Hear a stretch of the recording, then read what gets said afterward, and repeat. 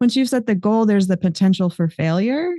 And I don't think that that's very helpful when it comes to pleasure in particular. Like maybe if you're training for a marathon, super helpful, but like trying to have pleasure in like every single nerve ending in your body, not as helpful, right?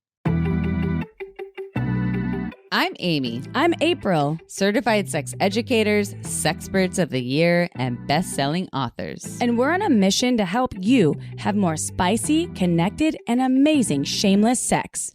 Welcome to the Shameless Sex Revolution. We're so close, it's like we have our own language. We're making sex and relationships shameless.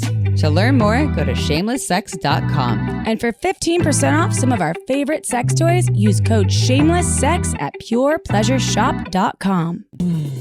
You are listening to a pleasure podcast. For more from our sex podcast collective, visit pleasurepodcasts.com.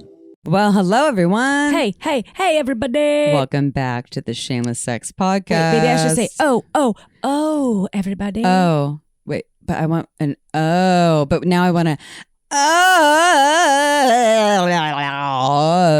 That was good. You didn't convulse That's enough. what I sound like when I have an orgasm. You didn't convulse enough for me. Does it make you want to fuck me?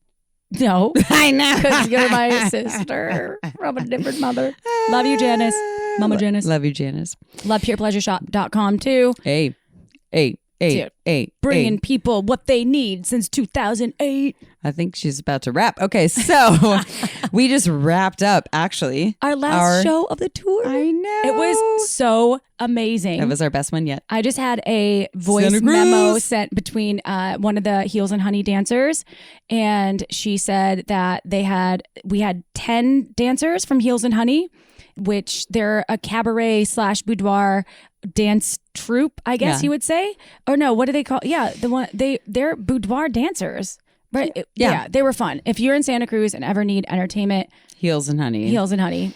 I mean, if you're not following us on Instagram, you should, because you can go and see when April and I are getting lap dances, and we're both like, we didn't know what to do. We just kept shaking, baking, and fist bumping. We're like the bros inside, like, girl, we're getting lap dances. Take our legs and like take them apart. This was consensual. We had a rehearsal, so and then we knew I it was coming. sweating and like half crying, but in a good way. Yeah. Amy and I are like, what do we do? Yeah. And guess what? It was the Who's Your Daddy tour. Yeah. And the last one. It's almost Father's Day, so you're welcome, daddies out there. If you're listening, daddies. If you're not a daddy, you could be.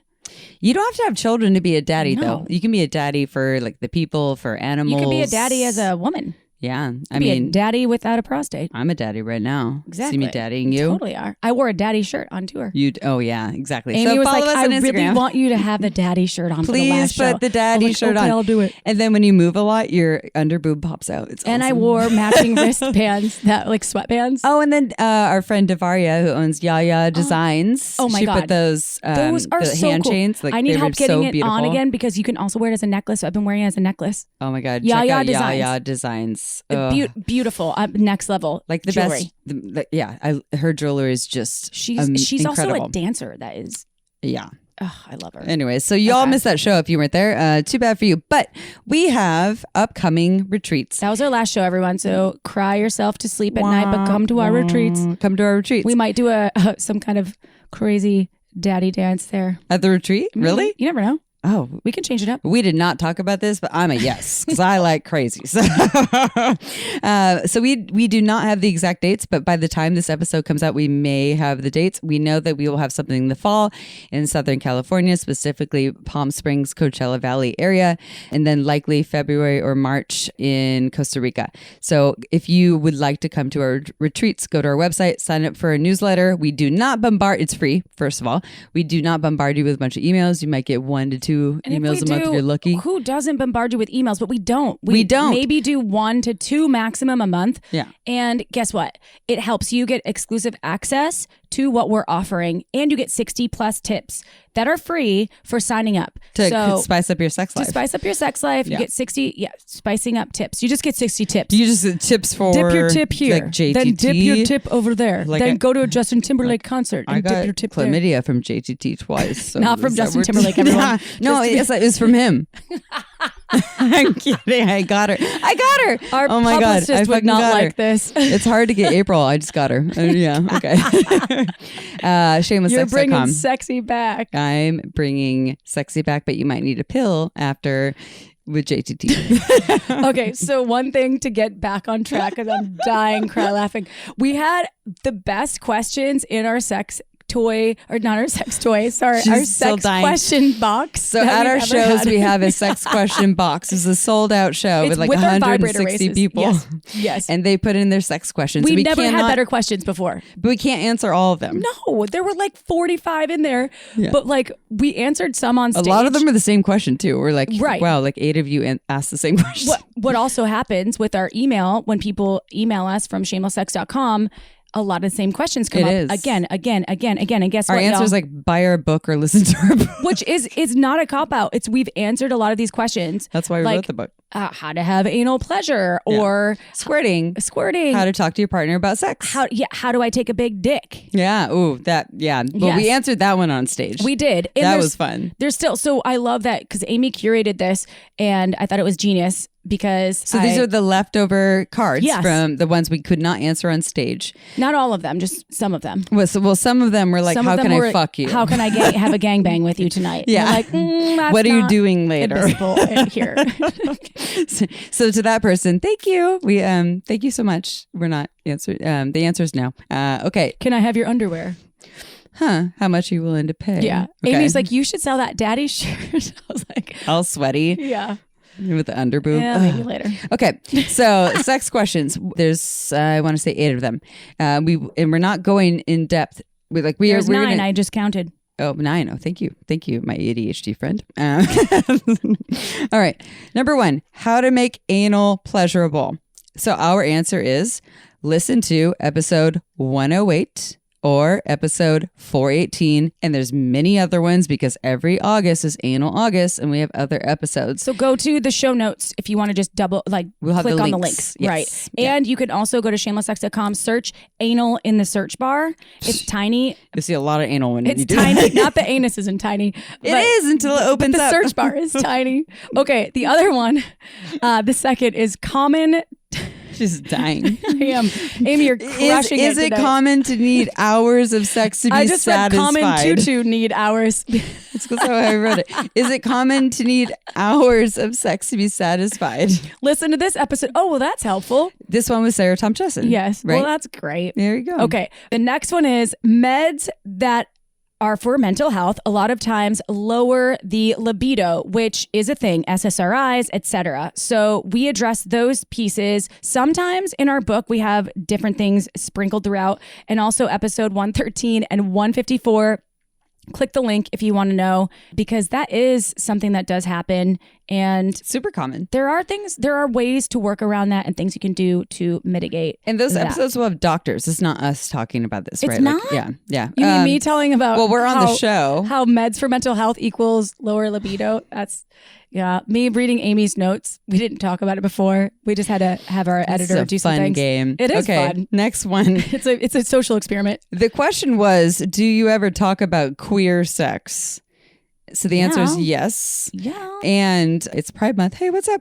So episode 20, that's in the beginning days. 424. There's plenty of other episodes. And April, do you remember Jamie Joy? Of course. So Jamie Joy is They're guessing so cool. back on our show in person here in our studio. They moved to the East Coast. Yeah, They but coming back. They're coming back in August, and we are recording an in-person episode. Did and it'll they be all work about at Pure queer sex. Pleasure Shop? Uh-huh. And it was, Yes.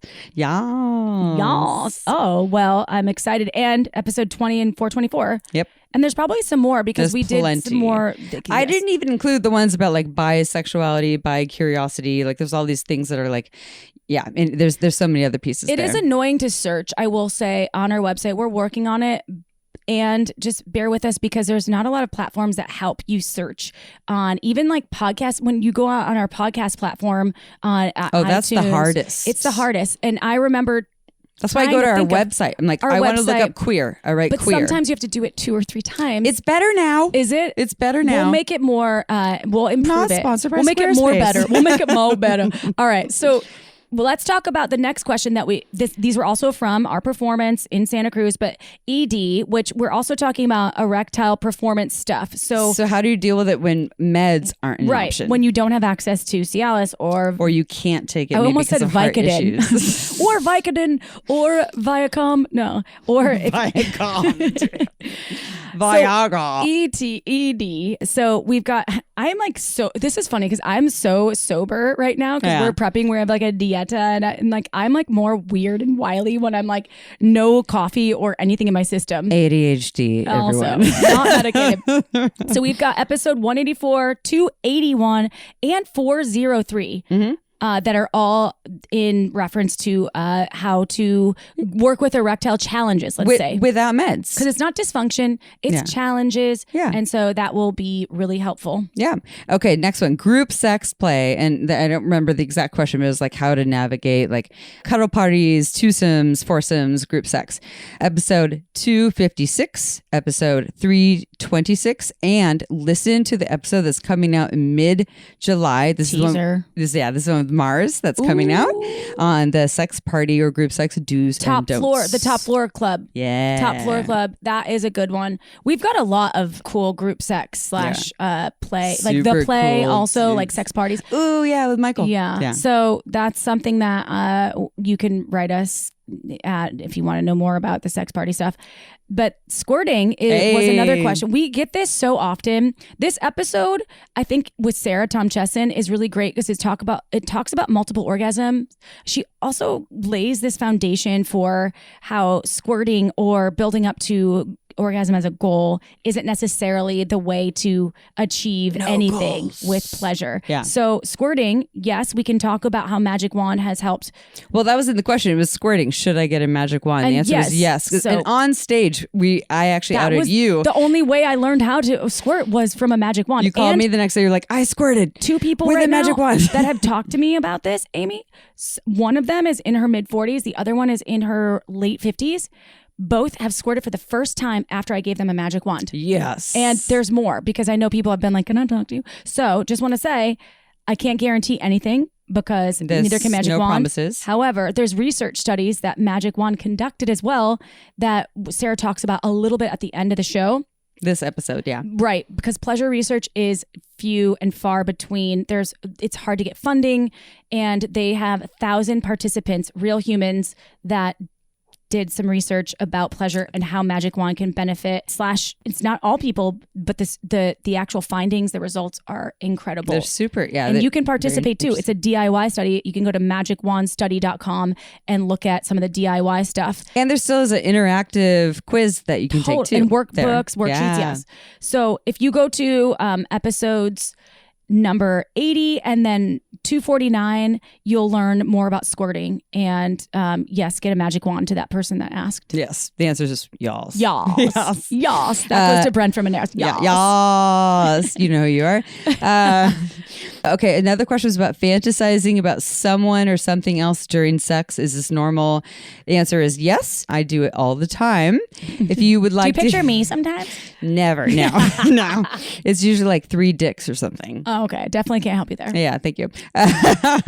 Episode 98, that's with Justin Leigh Miller, which is more about like the science behind fantasy. Oh, right. And then episode 253, Alice and Ash, about like what to do with the fantasy. And both of those episodes are in our book. And the last one, okay. This is great. I didn't read this until now. Please read it because I want to hear you say it. So I want my partner to be more vocal during sex, and I don't really know how to get them to do it. Here's the answer. What do you think it is? Listen to this episode and read and buy our book. You could read the book while you're fucking. And practice reading out loud. What about that? Yes.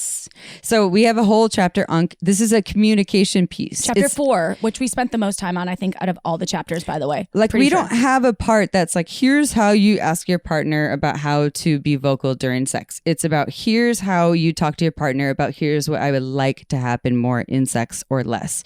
If you have not purchased our book or listened to it online, do that. We have a whole chapter about how to make all these things much easier. It's on Audible. Yes. So online, meaning you have to purchase it. And guess what? it does help fund this podcast. It helps keep Amy and I's mission to help the world have more shameless sex, have more pleasure, the pleasure you deserve, alive. So please go ahead, buy our book. And if most not, of the sex questions are in there already. And if you already own our book, buy it for someone else. I gave it to my mom. I'm actually doing this Friday. My sister brought it to her book club. So I have a sister that is 10 years older than I am. And she's in the Midwest, Chicagoland area. And she sent me a request because her book club, which is like 12 women, and some women read it 4 times. She said she read it 4 times. I don't know how old they are, but I'm doing a meet and greet with them, video meet and greet on Friday at 5 p.m. Yes. And she was like, will you do that? And I signed the books, and Amy signed the books for them. So if you want us to be a part of your book club, Oprah, if you're listening, we will, because this book has changed lives, and I can't wait to see them in person. But I'm going to do like a 30-minute video call with them. And can you record it, or like just give me cliff notes on the side? I don't know if they want to be recorded. Probably not. Just give me notes on the side. But I will. Consent matters. I haven't even told you that, but super excited. Okay, so Amy, that was a really cool way to structure this. That was fun because Amy and I have different tasks, and I like when you surprise me with things. Divide and conquer. Are you ready for Sarah's bio? Yes, I am. Sarah Tomchesson, also known as STC by Shameless Sex Folks, is a certified sex educator and intimacy coach who specializes in embodied practices for sexual growth and empowerment.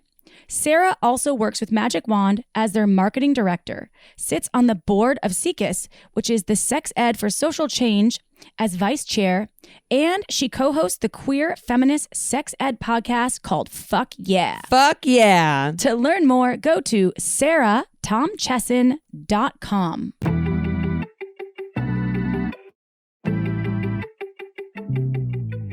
All right, everyone, it is interview time, and we are here with the wonderful, the amazing, the fabulous Sarah Tomchesson, who we call STC. That's our inner frat boy. Sarah, we've known Sarah for years. God, I was thinking about this. You've probably known Sarah longer. I was like, I think I met Sarah 15 years ago. Really? Yeah. I think it had to have been. Yeah. I think I've met you in like 2012 or 13, Sarah. So how long was that? I think I was like 2010-ish. Yeah. But yeah, probably around this. Yes. Yeah. Anyways, so we're getting old, but the same, Sarah. Yeah. Sarah's not. We're getting older. She's the same. Oh. She has that fountain of youth. Well, and now also has more credentials.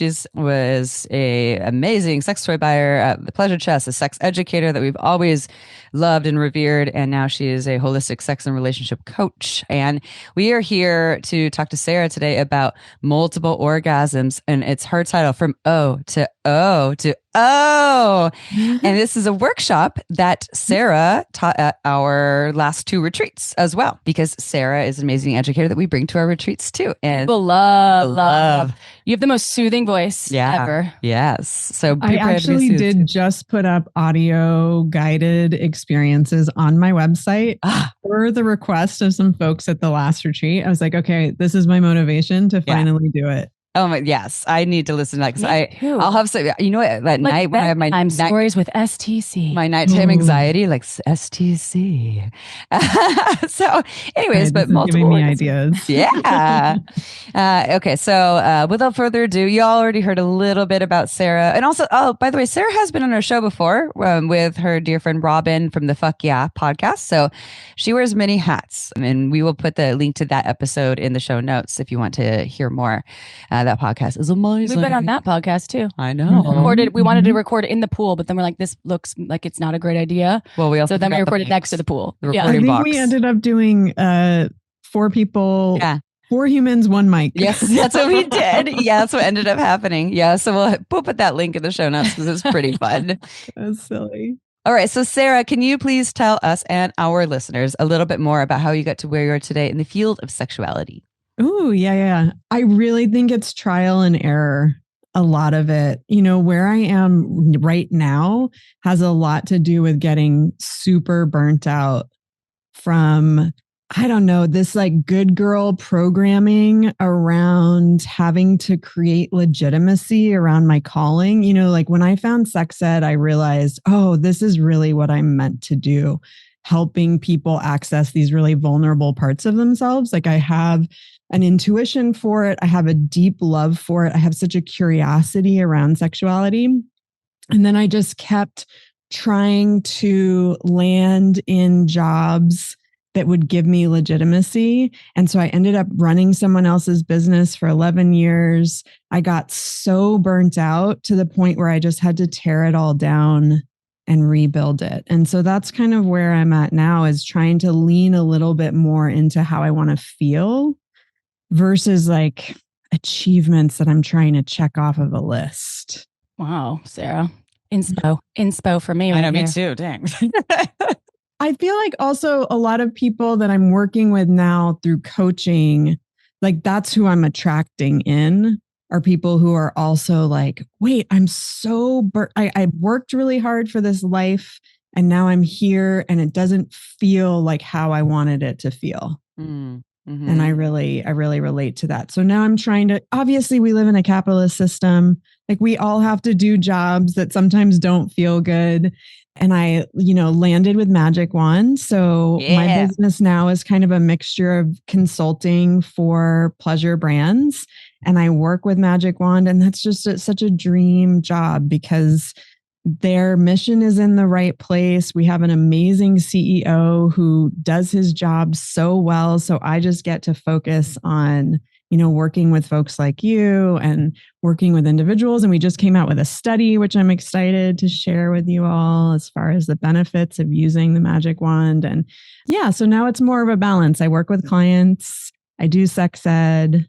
I work with my marketing clients. It's great. That's the beauty of, I think, our industry, especially as sex educators, there's so many dual relationships, and it's never felt like a conflict of interest, right? Because you're an educator, you're helping people, you're not ever trying to oversell products even. And that's been and Amy too, we're all kind of in that phase of wanting to help people. And your podcast also is fun and it has a lot of educative. Fuck yeah, it is. Yeah.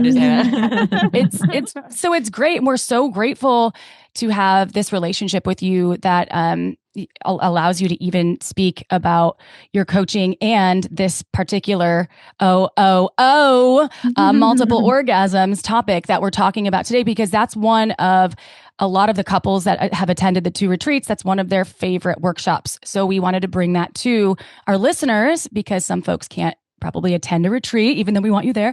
So can we talk about multiple orgasms? This is something that sometimes people really want to achieve and maybe they haven't. I don't want to put it as a goal, but people ask that question, like, how I've never had multiple orgasms. Is that possible for me? So first off, let's talk about what they are and can everyone have them? Yes. In theory, right? Because the thing is multiple orgasms, and I like to include expansive orgasms in this category because not everybody is going to experience the rolling effect of like an orgasm that then leads to another orgasm and another orgasm. But many of us can get to a place where we reach such a heightened level of arousal that we have an orgasm that spreads through our whole body, lasts a long time, and is like a truly gourmet experience.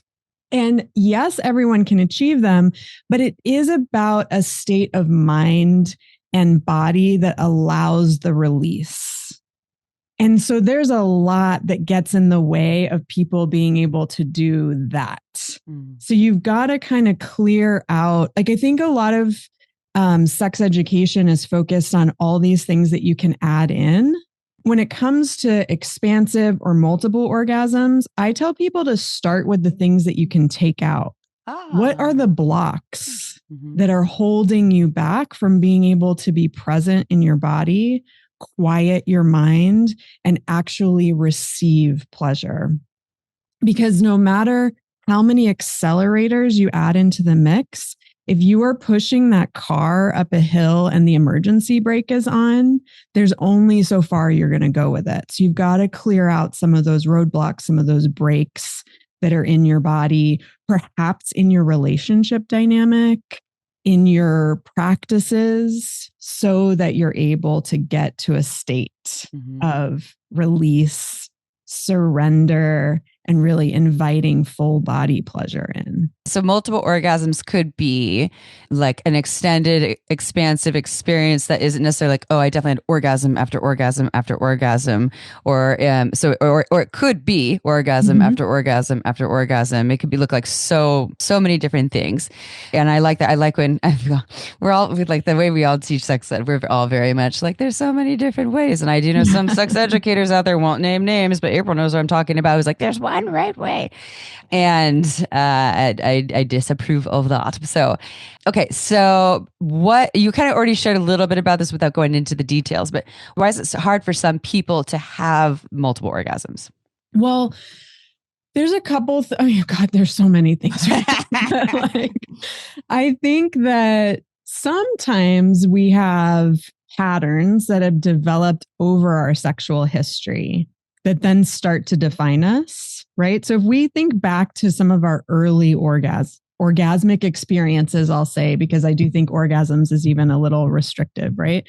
Like there's this end goal that we're trying to reach. Really, like we're just trying to experience pleasure and connection and all of this wonderful juiciness. But a lot of us learned to orgasm quickly and quietly so that we didn't get caught. So exploring our bodies from an early age was about how can I do this without getting in trouble? Or perhaps I don't even think that I should be doing this. So you're doing a lot of holding your breath, holding all of your muscles really tight. And that muscle memory can just live in your body. So you've got to start kind of breaking that down. And then if you've had experiences that are, I don't know, subpar as far as your pleasure over the course of your sexual history, you start believing that these like mythical full body orgasmic experiences just are not for you. So you have to get your mind and your body in a state of like, I can do this, like, and not go in with a big goal of I'm going to set an intention that I'm squirting tonight, right? Like just try to be present with, I'm going to try to experience as much pleasure as my body can possibly hold. And that reorients you to the experience rather than like, I'm going in for this goal. Because then once you've set the goal, there's the potential for failure. And I don't think that that's very helpful when it comes to pleasure in particular. Like maybe if you're training for a marathon, super helpful, but like trying to have pleasure in like every single nerve ending in your body, not as helpful, right? Yeah, and I like the way that you teach, like at our workshops when you teach, it's very much like these like little baby steps, right? These like little like pay attention, focus on every, which we'll probably talk about in a little bit. Like every little sensation can lead up to something bigger, as opposed to like focusing on the something bigger. Which for me in the past, even before I knew you, if I hadn't already experienced that in myself, you would have changed my life, as you did with a lot of people at the retreats. Okay, before we get into some of those pieces though, so what are some key preliminary tips, like beforehand, right, that people should know about how to set the stage for potential multiple orgasms? Maybe like context, setting, environment, all those things. Yeah. So I think that there's a couple things that are, when we're talking about breaks, right? Or thinking about those things that hold us back, what is actually an environment that feels really nice to you to surrender into? Like think about the time of day. My pleasure changed a lot when I stopped trying to have sex exclusively after a date where there was like food and alcohol and all these sorts of things, right? Like suddenly I'm like, oh, look at this. In the middle of the day, I'm able to experience way more pleasure than I am when I'm already tired and have had food and like have been kind of like in date mode where maybe I'm posturing or whatever. So thinking about time of day, what are some things that you need to just get off of your plate so that you're actually able to be in a receptive state? So is that like the dishes have to be done? Is that the kids have to be out of the house? I mean, most likely, right? The laundry has to be folded. What are some things that you can just clear out of your physical space? And then what are some things you can invite in? So like lighting, what are sensory elements like scents and sounds and all of these kinds of things that are going to just allow you to really sink into your body? And then context, I think, also extends to your relationship dynamics. So for some people, there's a context where maybe there's been pressure or there's conflict or whatever these things are that you're dealing with within your actual intimate relationship, because our partners tend to be much more to us than just our lovers. So sometimes you've got to have those erotic bridges that allow you to like enter into an erotic space with your partner where they're not also the person that you pay your bills with and who like never picks their clothes up off the floor or whatever, right? Yeah. Like find ways to leave some of that stuff at the door, whether it is like maybe kink dynamics that you're bringing into the bedroom, or there's some form of gentle, loving touch that you do with each other as you're entering into an erotic space that allows you just to like feel into your physical bodies rather than all of the dynamics that make up the totality of your relationship. Because sometimes we actually do have to compartmentalize these different kind of facets that we exist in with our partners.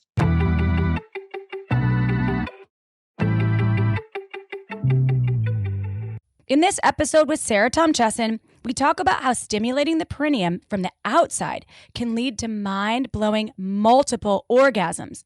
And the best part, Butter Wellness has the perfect massager to do just that. The Perineum Massager. It's small, mighty, and feels incredibly smooth. Plus, as a sex toy expert, I was blown away by how powerful it is. I've been using it on my partner's taint. You mean the perineum? And let me tell you, it takes him into a blast off mode I've never seen him go in before. We now call it his little buddy. OMG, I love this. And from my sex coaching perspective, lots of guys could use a little buddy between their legs too. The perineum massager isn't just for external stimulation. It can also help dudes achieve that full body orgasm, boost erections, and even support prostate health. Yep, you heard that right. This tiny device helps guys tap into their male G-spot, all without any internal insertion. Just external vibrations on the perineum that unlock super orgasms and supercharge pleasure. All right, but here's the real cherry on top. To celebrate Father's Day and say thanks to our shameless listeners, whether you're a dad or not, Butter Wellness is giving you an exclusive 15% off at butterwellness.com. All you have to do is use code shameless. So everyone deserves pleasure, y'all, especially dads. Give the daddy in your life something that they'll really appreciate. Yes, Daddy. Yes, Daddy. Go to butterwellness.com and use code shameless to get 15% off the perineum massager or the butter starter kit. Butterwellness.com, code shameless. The link is in the episode's description. I think that the distraction piece that you mentioned in the beginning of the answer to that tips is really important to think about, because if you are distracted and your room that you're trying to get sexy in is all messy, and maybe you don't mind that, but like you're like, oh, it's hard for me to get down when there's just like clothes all over the bed and the floor. I have a distraction thing in my bedroom right now going on. It's my squeaky bed, and it's driving me fucking nuts. It's not sexy squeaky. It's not sexy squeaky. And every time we're banging, I'm like, we need to fix the bed, and then we go on with our day. He's just thinking about the squeak all the time. So it's you need Uber lube. Well, it's something deeper with the frame now. So I guess it's worn in. I don't know. Did a good job on that. Right. Okay, gotta say. And my partner isn't as bothered by it as I am. And so it's been getting in the way of my arousal and my orgasm. So there's little things like that to think about. And I think the kids being out of the house, if that's not an option, you could just crank a sound machine in their room and say, and just say, hey, it's bedtime. You're going to bed, and do not disturb for a little while.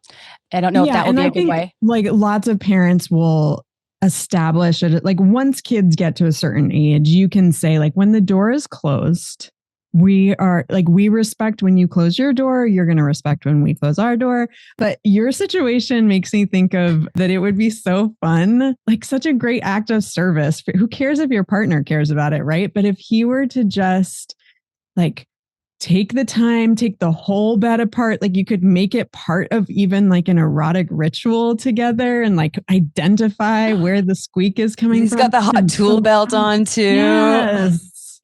Yeah, that's a good idea, Sarah. And I'm more of the fix it human. We have a dog in the background. We're going to go with it. We're going to go with it. It's fine. So bringing it to, I love the sexy suggestion of the fix it. And that would probably take a lot longer than I can imagine right now. And if we want to bang it out fast, taking the bed apart sounds like a nightmare. But I am going to see if that's an option later. Sexy. So if we talk, you have to put the tool belt on.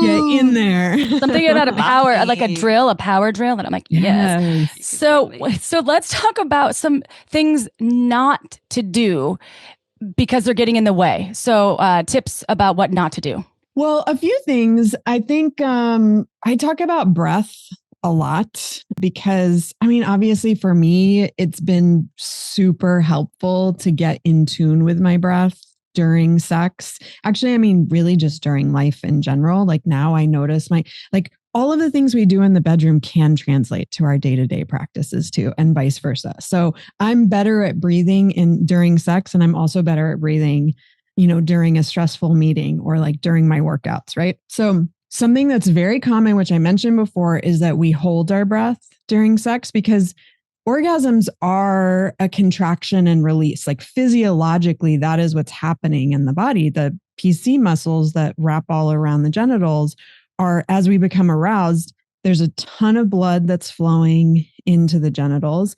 And then there's this like contraction and release that starts happening of the muscles. So when you do anything that just leans into one side or another of the contraction and release, so like over tightening, so where you're like really squeezing your muscles and holding your breath, or totally relaxing where you're just like, I don't have to work at all. Of course, like that can be a really fun dynamic, but that's not necessarily going to get you to multiple orgasms. You muffle your body's like natural orgasmic response.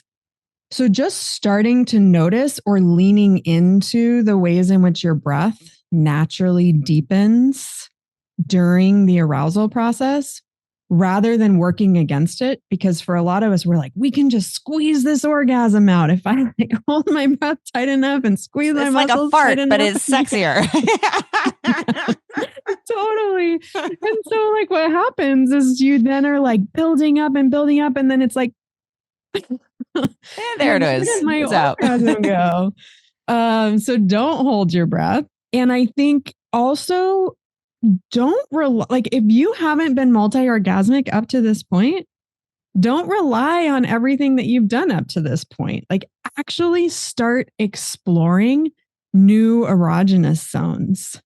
You might be working off of some really outdated information as far as like what turns you on, what gets you off. Throw the script out and start from scratch. Like we do this at the retreat, which is one of my favorite practices. And I love bringing the magic wand into it too, because it's such a versatile vibrator. But like, I will literally have people start at their toes and work their way up their entire body to the top of their head. And the assignment is you have to cover every centimeter of your body in touch. And it's gotta be different kinds of touch. Like you're like doing like soft caressing sensations, a little bit of slapping, some scratching, some squeezing, some ice, which I know is April's favorite. April loves that. Like hot massage oil. Like the goal here is to just turn your body into a playground and notice where you like to be touched, how you like to be touched there, and what you don't like.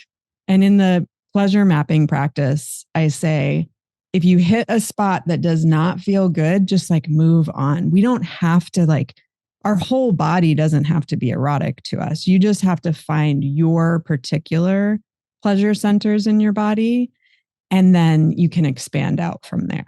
Yeah, so that was going to be our next question. We kind of answered it. The full body arousal part is instead of just focusing on, genitals, or also we have secondary, like, lips and nipples generally, or like the other ones, or maybe a neck, right? But you have this whole body. And again, at the retreat, we saw people like, wow, like a hand or a magic wand on my feet or on the back of my calf or on my lower back, but also like playing with all the like titillating or kneading or kind of like pokey things. And so you're waking up the entire body as part of the preliminary, I guess, like, to get into this erotic aroused space within yourself and with a partner. And I like what you said, your body's a playground. Is that what you said? Like looking, and I love that, right? I love that you're looking at this as there's an entire body that's a playground, and instead of just hyper focusing on just genitals, there's so much more there. When you bring all of that on board, then it can bring through that your whole body's like, woo, we're all on board now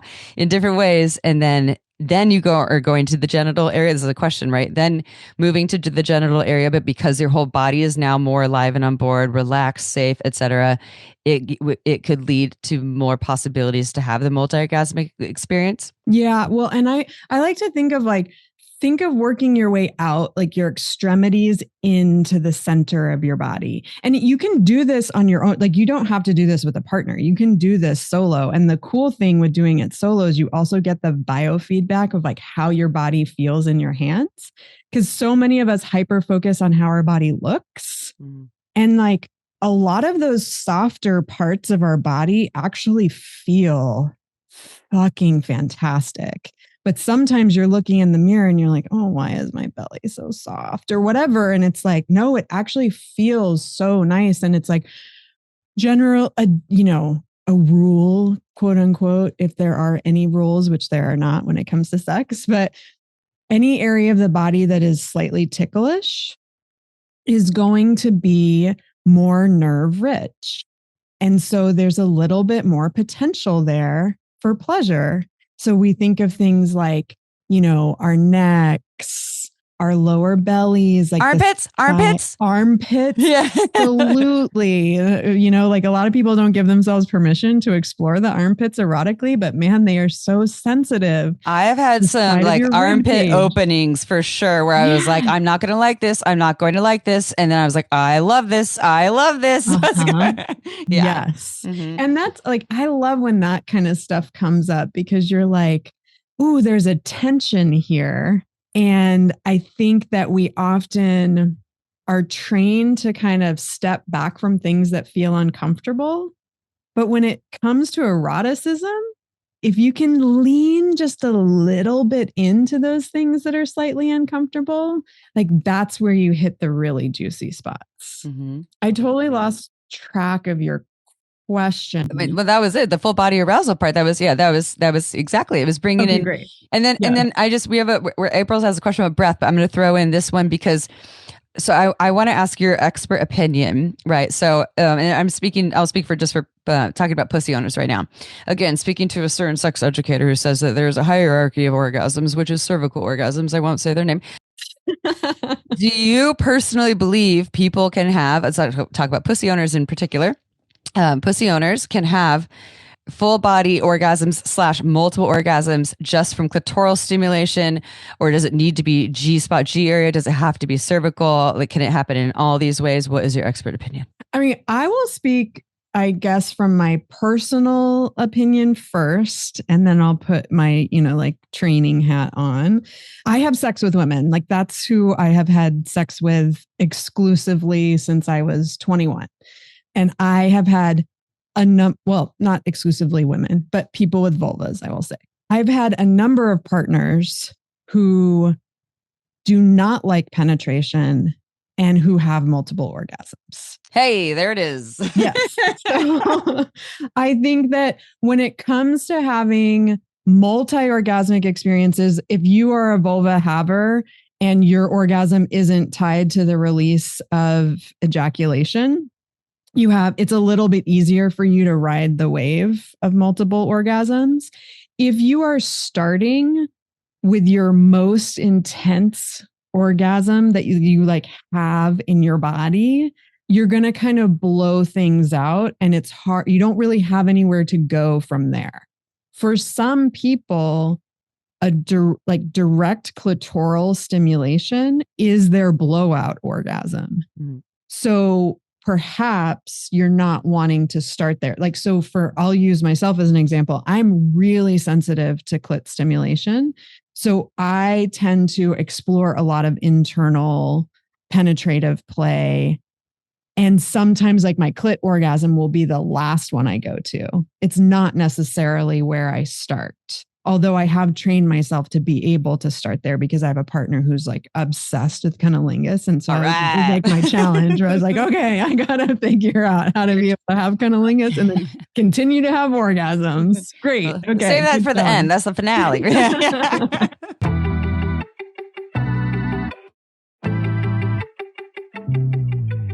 Fact. Most pussy owners need some sort of clitoral stimulation to orgasm, and many are not having orgasms from penetrative sex. Say what? I know, right? This is one of the many reasons why we are obsessed with OMG Yes. Not only has it changed our lives in the orgasm department, but I've been recommending OMG Yes to my clients for years, and it's completely changed their sex lives as well. OMGS features scientific research of real vulva owners, aka women, showing techniques to pleasure the pussy. They turn the research into tasteful educational short videos, animated modules, and infographics for easy visual learning. They call it OMGS for a reason, because OMGS is for anyone who wants to learn about pussy pleasure or take it to the next level. Whether you're a beginner or someone who wants to take your orgasms from good to mind-blowing, then you need to check out OMG Yes. They have 3 seasons: external pleasure, internal pleasure, and sex toys. It's not a subscription service, y'all, so you don't need to download a single thing. And it's great for partners who want to pleasure that pussy too. And for listeners of our show, OMGS is offering 10% off when you go to omgyes.com/shameless.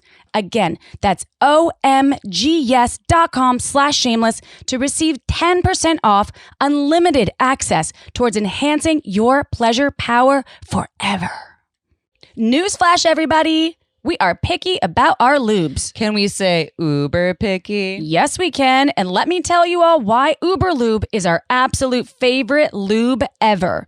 Uber Lube is a luxurious silicone lubricant that I want all over my body. Yes, it's designed for sex because it enhances intimacy while allowing you to still feel the skin-on-skin contact, but it feels so good that I want it everywhere. Uber Lube is long-lasting, leaves your skin feeling velvety smooth, and it's there when you want it, but then it dissipates when you're done. Yes! Aside from using Uber Lube for all of my sexy sessions, and I use it all the time, I also use it for massages, for my hair frizzies, to prevent chafing, and it brings out the color of your beautiful tattoos.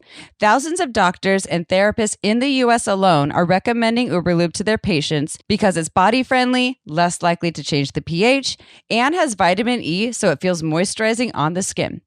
Uber Lube has no flavor or scent, which means it's also great for oral sex. And it comes in a beautiful glass bottle with a pump top, which means easy access to Pleasure Town. Want to see why we think Uber Lube is the best lube in the world? Then go to uberlube.com and use discount code SHAMELESS to get 10% off and free shipping. Again, that's uberlube.com right now with code SHAMELESS for 10% off and free shipping. It's true with, I don't like to say, I'll use April words because it's just easier for me to be in my frat boy space, but blowing out my clitoris, right? When I have an orgasm and it's like, I become so sensitive externally, and it can be the same for penis owners when they have an orgasm or they ejaculate and then they pretty much can't. They need a refractory period. They have their refractory period and they can't really do much because they're like cum drunk or something, right? They're like, and so it's sort of like they need some downtime. And usually after, if I orgasm and my clitoris is almost like overstimulated, where solo or with a partner, I need some break time as well. So it makes sense to, if you're really looking to do multiple orgasms, to ride that wave, as you were talking about, where it's when you feel yourself about to come, you take a little bit of a break, which I wanted to talk about breath, but maybe this is after, because I feel like that's edging, right? So it's edging, which could be helpful. So can you talk to our listeners about edging, what it is, and if that can be helpful for this multiple orgasm space? Yeah. And I'm going to take a roundabout way to get to edging, because I think that I didn't fully answer one of your questions. As we're thinking about full body arousal, I think I was describing starting from the outside in, and the same is true with the genitals. So we have lesser erogenous zones within our genitals, not just in our bodies. So I'm going to describe this, but I'm also going to take out my vulva puppet and my. If you're not watching on YouTube, everyone, now you should. We, our genitals are not all that different, and we've all got a pubic mound, which is the area just above the base of the penis. And on the vulva, it's where your pubic bone is. And then there's a little bit of a fatty mass over it. And internally, the penis, there's about an inch inside the body. And the same is true of the clit. The clit has a shaft, and the sensitive underside of the head of the clit is where we've got the highest concentration of nerve endings. But the shaft actually goes internal to the body. And then it's got these legs that wrap around the vaginal canal.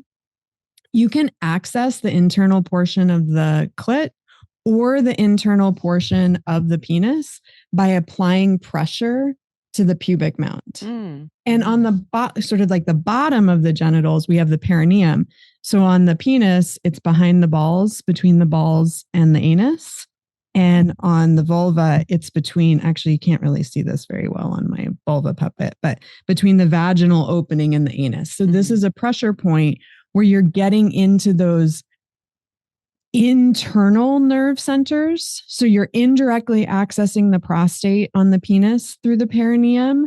And on all bodies, it's a tension point that helps to relax the muscles. So if you're someone who holds a lot of tension, getting into massage of the genitals is really helpful. It also helps kind of douse the genitals in blood flow.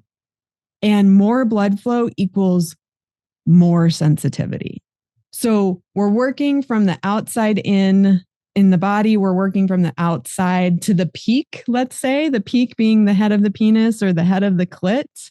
We're working our way up to the peak nerve centers once we're focusing on the genitals as well. And this can be helpful when it comes to edging, because edging is basically where you are taking your body close to climax and then pulling back. But the thing that's tricky for people is actually being able to identify, when have I reached the point of no return?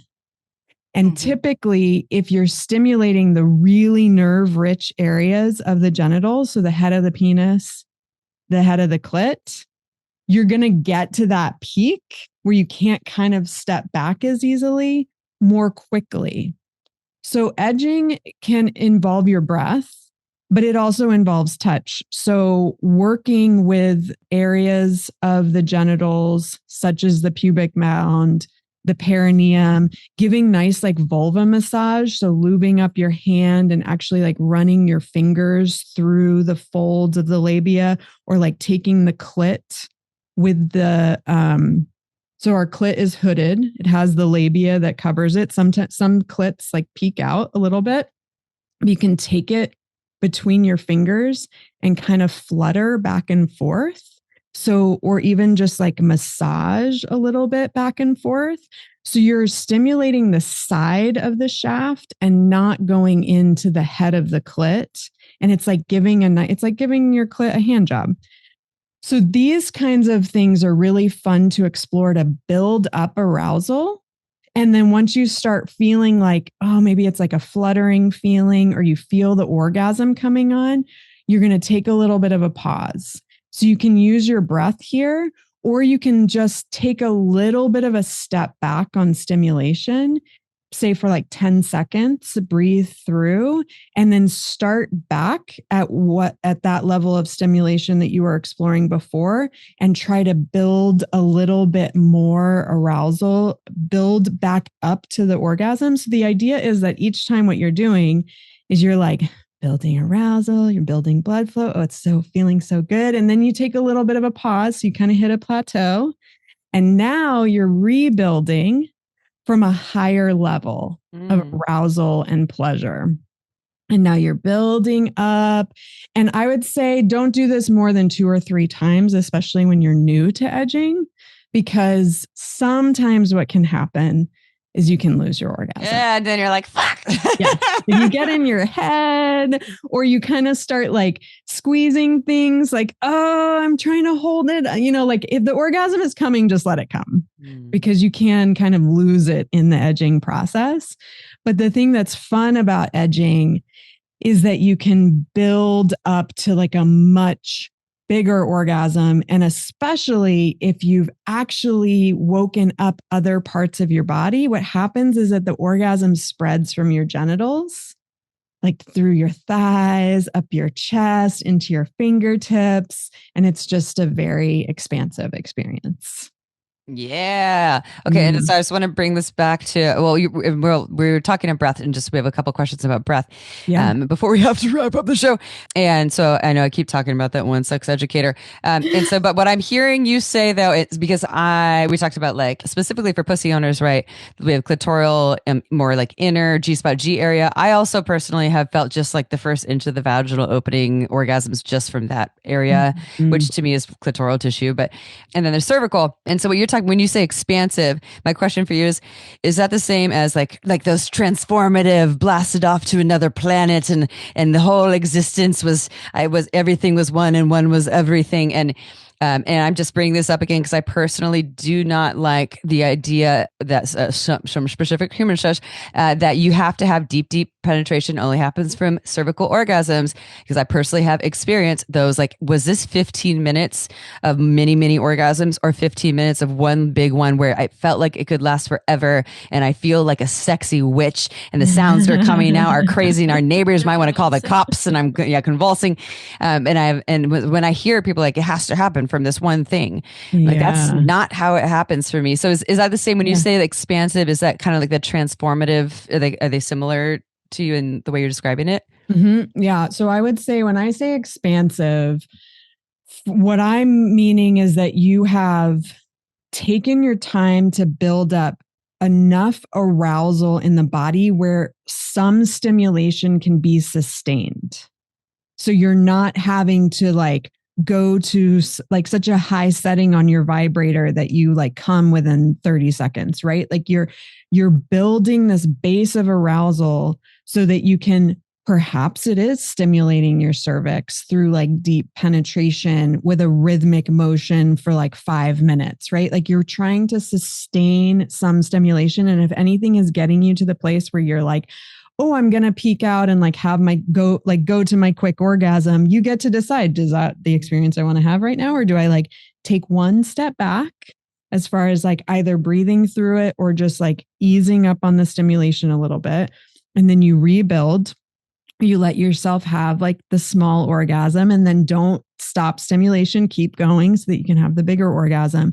You're building up so much arousal that then the release that you have in your body is just like, it's allowing so much of the juicy chemicals to come out of the orgasmic response that you are, I mean, I guess really a little high is how I would describe it. It's like you get high on your own body's endorphins and serotonin. You get high on your own supply. Yeah. That's like a thing. And so for some people, like I can get there through cervical stimulation for sure. Like there's something about like really deep penetration for me that I can sustain, but I don't think it's because it is only the cervix that can give you that. It's that is an area of the body that typically you can apply a lot of firm, hard, long, extended stimulation. Mm-hmm. So that's really what you're going for, is like how can I sustain as much stimulation as possible?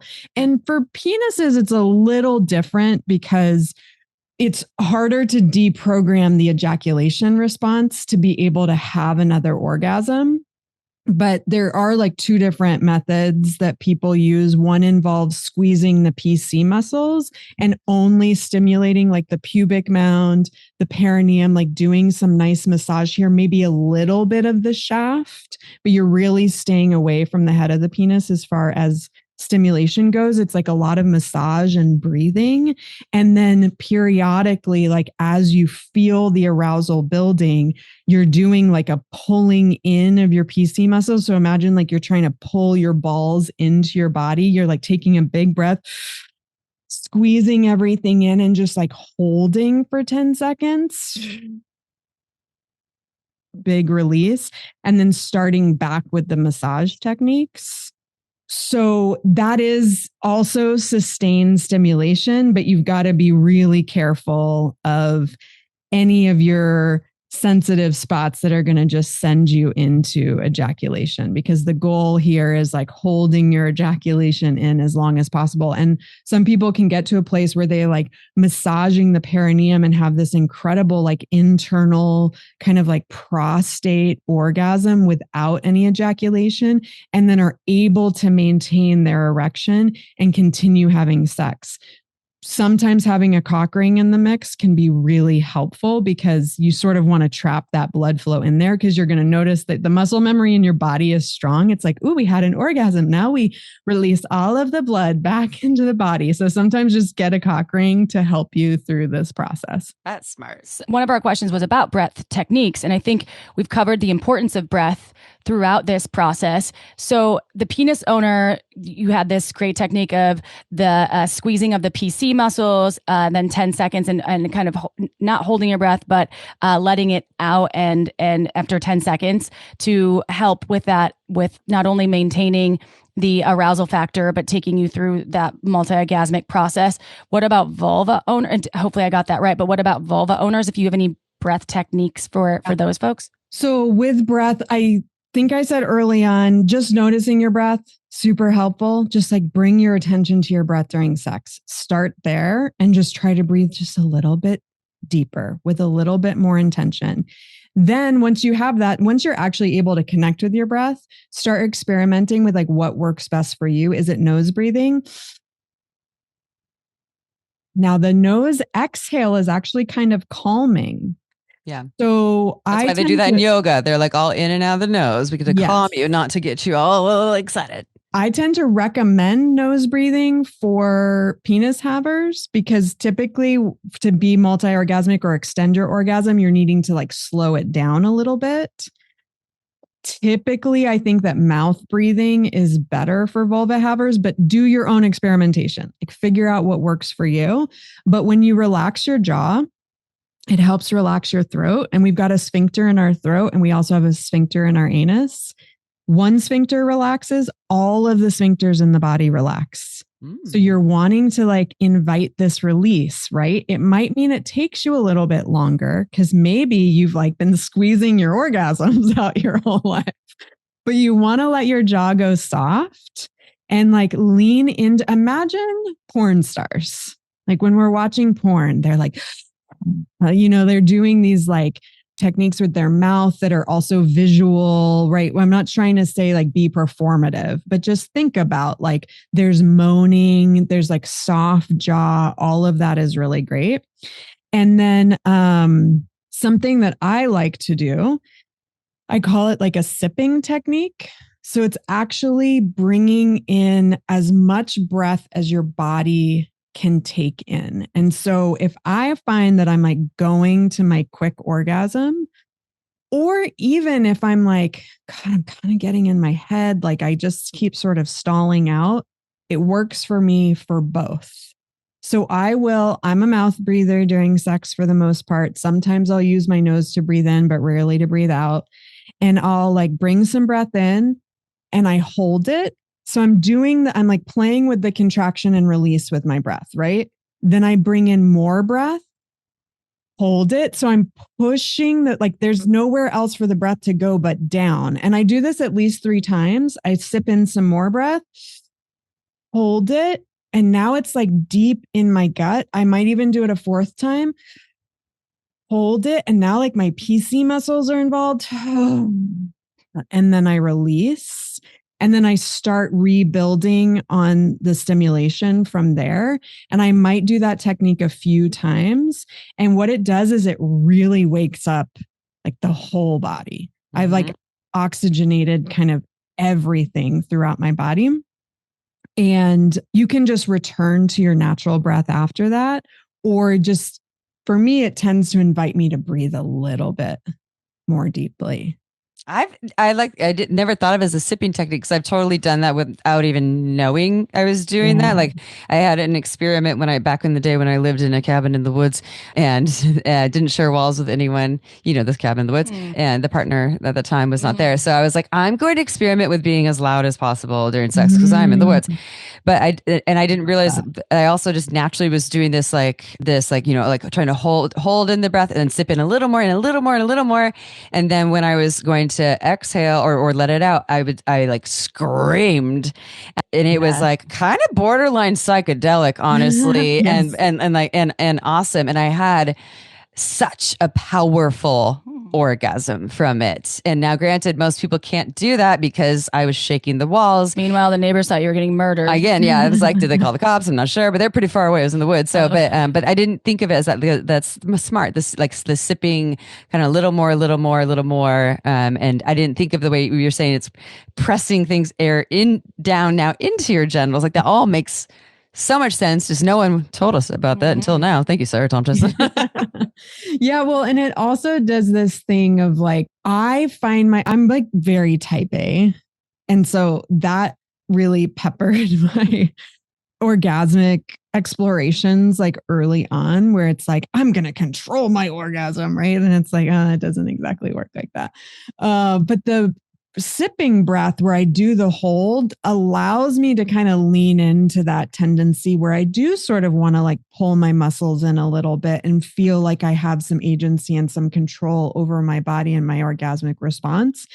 And now I have this tool that's really helpful. And instead of like really holding my body through the process, I also try to imagine that I'm continuing the movement. So like thrusting my hips, like keeping all of those like mind-body connection stuff still in play. So it's not static. It's more of like a kind of just leaning into my body's natural response to like tense up and release and tense up and release. So it's just kind of exaggerating that orgasmic response in my body while also like satisfying a little bit of that need that I have to feel like I'm in control of any of it. We're never in control completely, unfortunately. It's even if you're a master, right, of sexuality and things happen in one specific way with your body for a given amount of time, it sometimes won't do the same thing a month later or a year later. You're like, wait a second. And it's not a bad thing. It's kind of the mystery of the human body with partnership and with yourself, right? It's not just a switch that you can flip. But we have to wrap up because we know that you're a busy human, and we want people to find you because you are a holistic intimacy coach and sex educator, certified sex educator. And you do one-on-one coaching. You have also resources on your website that we want you to be able to share with folks, because this was chock full of so much information and so many tips, which is great. However, because of this holistic approach, some folks, even if they're listening to the tips and the tricks and the things, sometimes it takes us, you have to take a step back to go 5 steps forward, right? So that's where working with someone to your caliber, to your level, would be really efficient and great for folks. So for people listening that want to know how they can find you, how they can work with you, or maybe they're not ready to work with you yet, well, later, but you also have these other resources where you can not talk dirty, but you talk really nice, like ASMR, Sarah Tomchesson. So where can they find you? What's coming up next for you? Anything you want to share? I have a website, Tomchesson.com, which you might have to look at the show notes to figure out how to spell my last name, but it is actually just how it sounds, even though it just happens to be long and people get confused by it. So Tomchesson.com, you can book a chemistry check with me to see if you are looking for a coach, if I'm a good fit. I use a lot of somatic and embodied techniques in my coaching. So that's kind of the centerpiece to my coaching work. And I have downloadable workshops on my site as well. If you want to try one out, there's a free download that you can find in lots of places on my site that is walks you through the pleasure mapping practice. And I think I have the OOO workshop up on my site now too, if you want to take the full class. Yeah. And I'm on Instagram, Sarah Tom. And you can, I think those are the places. Your podcast? Can you find your podcast? Has been on hiatus for a while. We are coming back next month, which is very exciting. Fuck yeah pod. Fuck yeah. Weekly queer feminist sex ed podcast. I think those are all the places. Oh, you are incredible. We love you, SPC. We love you so really much. do. She's the best out there, really out. So we're thankful that we get to partner with her with Magic Wand, because Magic Wand, if you don't know, has been my favorite product forever. And legitimately, it's a dream to be working with them. And then Sarah, when she started with Magic Wand doing marketing and the research, which we'll have to talk about later, because they've been doing incredible real people research, and the results that are coming out and what the statistics are showing are really mind-blowing in ways that I didn't really expect to see some of those stats. So can you just talk a little bit, but there's ways to find out about that research, because it's pleasure research and that doesn't get done very often. OMGS is someone doing it, but Magic Wand doing it is incredible. Yeah. And it's really, it's basically exclusively privately funded at this point. Like there is no, researchers have a really hard time getting money to do research. We partnered with an incredible sex researcher, Dr. Candice Hargans, and Danielle Bezalel from Sex Educator. We love her. Yeah. We built this study off of a solo experiment that she had done. We had 1,000 participants. The results are up on magicwandstudy.com. And we actually developed a 7-day DIY challenge that you can do on your own and chart your own results. So you can download that there as well. And it is really exciting to have research now that shows the benefits of using a pleasure product. I'm not one to say that it's the only way to improve your wellness, but I do think it's important that we start getting into the conversation that it is one of the ways. Some people are going to choose mindfulness and meditation, and others are going to choose leaning into their pleasure. Both are valid choices. And that's what's really exciting about this study, is that we now have research that shows that. Yes. If you don't have a magic wand, go to purepleasureshop.com. You get 15% off with the code Shameless. And guess what? That's all the time for you. And there's a bunch of different sizes. They have a waterproof version now that came out in May 2025 that I'm obsessed with. And it's they have a micro, they have the rechargeable, they have the old school plug-in that still works beautifully. Even mine, that's vintage. Still works. And they also have the mini. So you can choose your own adventure with that. And Pure Pleasure Shop has all of them. Because you're a listener, you do always get that savings. So check out Magic Wand if you haven't already, because you can also use it for a temple massage, which is what I do when I get stressed out. Because the feet thing has been a big thing for people at the retreats. The feet, they're like, I didn't know about the feet. Also, you have to break up those crystals. Your feet hold a lot of tense energy. Calcification. So it's true. It's not just for pleasure. It actually has so many other benefits. So thank you, Sarah, for talking a little bit about that. And everyone stay tuned. If you're not on our newsletter list, go sign up, because that's where you'll find out about our next retreats. Sarah may or may not be there teaching. We're hoping that she will be. But we have retreats coming out. We're trying to aim for retreats every fall and every late winter, early spring. But you can get in the know, because people on our newsletter list, they are the first people people to know about it. So, and sometimes there's special offers when you are on that too. And we don't send out a bunch. Sometimes people overdo it with the newsletters. We really don't overdo it. So like 2 a month if you're lucky. Maybe. Yeah. So You're lucky. if you're lucky. Well, check out Sarah Tomchesson. It's Sarah with an H. Tomchesson has 2 S's and .com for all of that. And then Magic Wand, again, check out the research study. And with that, I will bid everyone adieu. However, remember that we do have premium content available. We're also on YouTube. Spotify will have videos of us, and YouTube will have videos if you want to check out the deeper vulva/penis demos that Sarah was holding up so nicely. They're beautifully done. And give us a review because it helps more people have more shameless sex. That means you right now listening, give a review if you haven't done so. And if you have given a review, just give another one on Spotify or on We like 5 stars. whatever. And if you have 4 stars or 3 stars, then you know what? Send us an email. Tell us what you think we should do better. No, I don't care. Go give Joe Rogan a 2-star review, okay? But we love each and every one of our listeners so much. Check us out at shamelesssex.com. You'll see what we're doing. Shameless Sex Podcast on all of the socials. We'll see you next Tuesday. STC, we'll see you soon. STC. Ciao for now. To learn more, go to shamelesssex.com. And for 15% off some of our favorite sex toys, use code SHAMELESSSEX at purepleasureshop.com.